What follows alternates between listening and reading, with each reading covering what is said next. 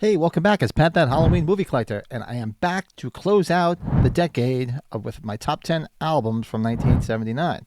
Looking forward to going to the 80s because that's going to be real interesting with some new wave, punk. Um, I still love my metal, the hair bands. Yes, I did go to high school for the hair band craze, so it's going to be interesting. But let's close out 1979, the 70s, with my top 10 favorite albums from 1979. Of course, as usual, top 10s are not easy to do. Whittled it down to my 10 favorite, but there was a lot of honorable mentions, and here they are.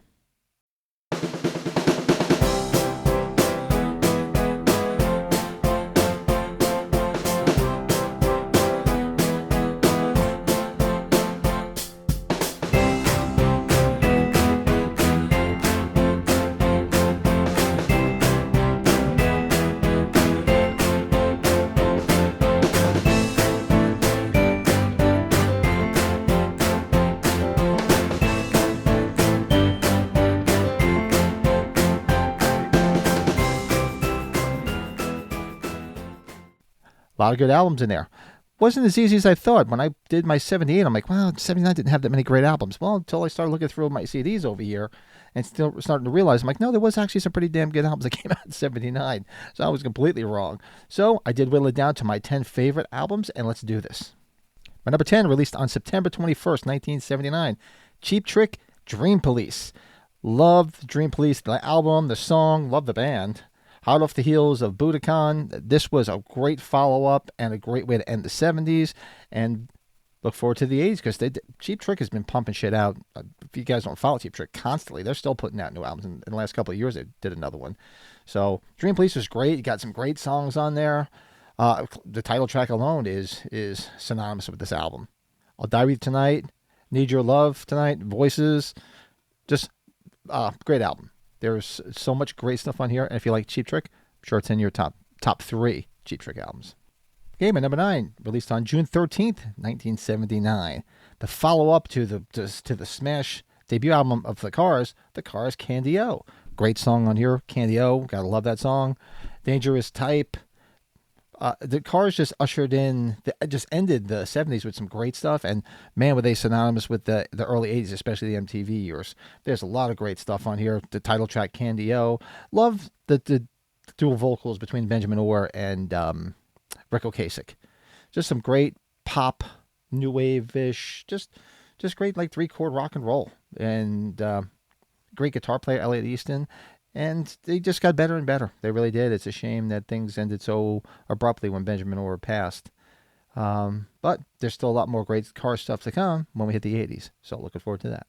Okay, my number 8. Don't hate me for putting it at number 8. It still made the list. I'm just not I like this band. I'm just not, I'm just a little burnt out on them. So released on November 30th, 1979, Pink Floyd, The Wall. Yes, I know it's iconic. It's groundbreaking. It's the landmark album. I'm just a little burnt on Pink Floyd, so that's probably why it's not lower on this list. But great stuff on here. Another brick in the wall. All the different parts, the multiple parts on here, on the two disc set. What else is on here? Young Lust, Mother, Comfortably Numb, Run Like Hell, Hey You. I mean, it's classic songs you hear all the time on the radio. It's a great album. I can't deny it. I mean, it's also still sentimental because you got Bob Ezrin in there, who did fantastic work with Kiss between Destroyer and whether you like The Elder or not. We'll see how that lands. Watch my Kiss ranking albums to see where The Elder landed. And, of course, their Revenge album, which to me is probably their best non-makeup album. Did a great job with Revenge. It was a shame. We lost Eric Carr right before that. But we're still in the 70s. Our car's not there yet. So great album, landmark album, amazing musicianship on here. Even crazier film if you've ever seen the film. Seen Laser Light Floyd several times, so I know all these songs like the back of my hand. I love them. But like I said, it's at number 8 for a reason. This is just favorites in order. That's how I do it here. Okay, my number 7, released on September 11th, 1979. Third album from the band, Foreigner, Head Games. Love Head Games. Love Foreigner. It's about time that they got in the Rock and Roll Hall of Fame. What a travesty that it took this goddamn long to get them in the Rock and Roll Hall of Fame. This is the title track alone, Head Games, just great. It's just one of my favorite songs from Foreigner. Do What You Like, Dirty White Boy, great songs on here. 17. Foreigner is another band that you can just listen to and just love. And there's a thing I'm probably going to put a video out of the bands that slipped by me, meaning bands I never got a chance to see for whatever reason, see them live. And forget about seeing Foreigner. I mean, there's a touring version of Foreigner, but it's no original members in it.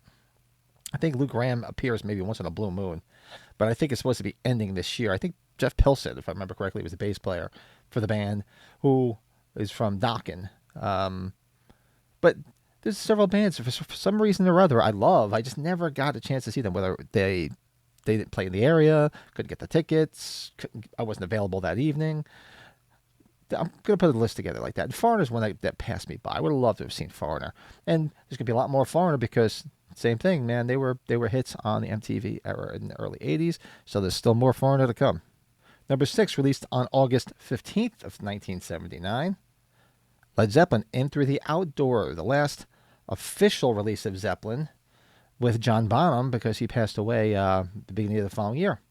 So they disbanded shortly after that. And this album, it's a little departure for Zeppelin. To me, it's more like a John Paul Jones album. I mean, he's got his mark all over this. And this is not to say it's a bad album. I mean, it's only got 6 songs on it. It doesn't have a lot of songs on it. They're just big songs, long songs. It was basically him and Plant that did it because Page was off with a crippling heroin addiction and John Bonham was an alcoholic. So they would just show up when they could or just show up late.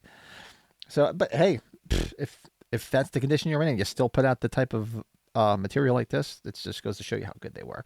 But All My Love on here, Southbound Soiree, In the Evening, Fool in the Rain, just great timeless and Zeppelin tunes you still hear on the radio all the time. I always liked the cover of this. It was always where it came in like that brown paper bag. It was always cool.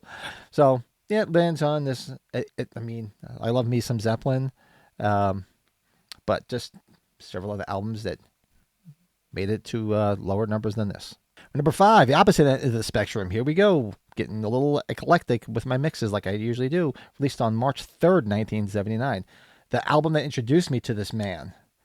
Frank Zappa, Chic Your Booty. This album, somebody put it on for me probably in the mid-'80s. I had heard of Frank Zappa, but didn't really listen to him. And somebody put it on, and I fell in love with this album and just did like a whole Frank Zappa deep dive between him and the Mothers of Invention and just love Zappa. Just can't believe he's been gone this long. It's crazy. But Chic Your Booty was my introduction to Frank Zappa. There's so much great material on here. I mean, musicianship alone with like Terry Bozzio, Adrian Belew is on this album. Zappa himself is just... The musicianship and some of the stuff that goes on is crazy. And of course, it's very comedic. If you know Zappa and his songs, they're usually satirical, especially this album. I mean, songs like Bobby Brown, Broken Hearts Are for Assholes, I've Been in You, Jewish Princess, Dancing Fool, Baby Snakes. Put this album on. Funny story. I'm doing a job where we're doing some open construction work, and there's always people listen with radios on new construction sites, and I hear from across the floor, I hear Bobby Brown from this album, and I'm like, is somebody playing Frank Zappa? Walk over, and I was talking to the guy, and he's like, yeah, I love this album. I love Frank Zappa, and I'm like, I've been doing this 30 years. I don't think I've ever heard Frank Zappa played on a job on a construction site ever. First time. And it was hysterical. Then I put it on the way home because I hadn't listened to it in a while. But go check out, Chic Your Booty. And I should probably notice in the honorable mentions, Joe's Garage, parts 1, 2, and 3 came out this year too. And that was tough to put in the honorable mentions because I love Joe's Garage. But this I think this is the better album, better songs, and was also my introduction, so it's a little bit more nostalgic. Okay, my number 4, the opposite end of the spectrum again, released on November 2nd, 1979, from one of my favorite bands, and this probably goes between this and another album that'll appear on this list in the 80s as my favorite albums from this band. Machine Gun Etiquette from The Damned. Love The Damned. You watch this channel, you know how a big fan I am. They've already appeared on my top 10 list. Just adore this band. Love this album because this is when they reformed after Brian James had left. And now you had the Captain Sensible move from bass to guitar, and you had Algie Ward come in on bass, and they brought the Rat back, Rat Scabies, and Dave Vanian. This is my favorite version of the Damned, and the songs are just amazing. Who knew Captain Sensible was such an incredible songwriter, guitar player, and this album is what showed you. There's such great songs on here, from Smash It Up, Just Can't Be Happy Today, Melody Lee, Love Song, Plan 9, Channel 7. Every song, Machine Gun Etiquette, the title track, every song on this album is a keeper. So if you're not a fan of the Damned, give them a shot, because they're not really hardcore punk. I mean, the first two albums were like real punk. This is a little bit of a departure. They're still punk, but they're teetering on just straightforward rock and roll. It's just some great rock and roll music, like post-punk stuff. So check it out. Love it. Number 3, released on May 23rd, 1979, my mother's birthday, as a matter of fact. The sophomore effort from Van Halen, Van Halen 2. Yes, I had Van Halen. The first one was my number 1 album of 77. This was tough not to put in the number 1 spot. I mean, number 3 is not a bad spot to be in. It's damn good shit. But this album, same thing, where Eddie Van Halen just progressed. Their songwriting progressed. It was just great shit in there. Eddie's all over this album with experimentation, from the intro, the tapping in Women in Love, the great riff in DOA, Spanish Fly, his like flamenco style guitar solo. Beautiful Girls, which I can countless times played that song live with my band, my old band from the 90s. Just a great album. You're No Good opens up with that. Great version of that. Just every song here you've heard on the radio. They've all been staples of rock radio, and they still are. Just because Van Halen is. And great album. Love it to death. Number 2, released on the same day as Van Halen 2, my mother's birthday, May 23rd, 1979, from no other than Kiss Dynasty. Yes, their so-called disco album, which had little overtones of disco type beats in it, but it wasn't a disco album. I mean, aside from I Was Made from Loving You, and maybe Sure Knows Something a little bit like that was a little disco-ish. There's some great stuff on here. I mean, Charisma, Save Your Love, Magic Touch, Dirty Living, which is the only song that Peter Criss even appears on besides vocals, playing drums, because he was in such rough shape that he didn't even play the drums on this album. It was Anton Fig, who was hot off the heels of Ace Frehley's solo album, Kiss solo album, playing the drums on that. So he did all the drum parts except for Dirty Living. And because Peter was just a train wreck, and so was the tour. But there's some great stuff on here. 2000 Man, the Stones cover that Ace does is great on this. Go back and listen to 2000 Man. If you never heard the original version from the Stones, this sounds nothing like it. I don't even know where. I'd love to ask Ace, like, what made you decide to do a cover of 2000 Man? Because it's such an odd choice of a Stones song, and it sounds nothing like the original. So, interesting. But great album. It's, little by little, it was just a swan song for Peter Criss until obviously the reunion much years later. But love this album. Can't say much more about it other than it's number 2. Everybody would expect me to have Kiss at the top of all these lists. No.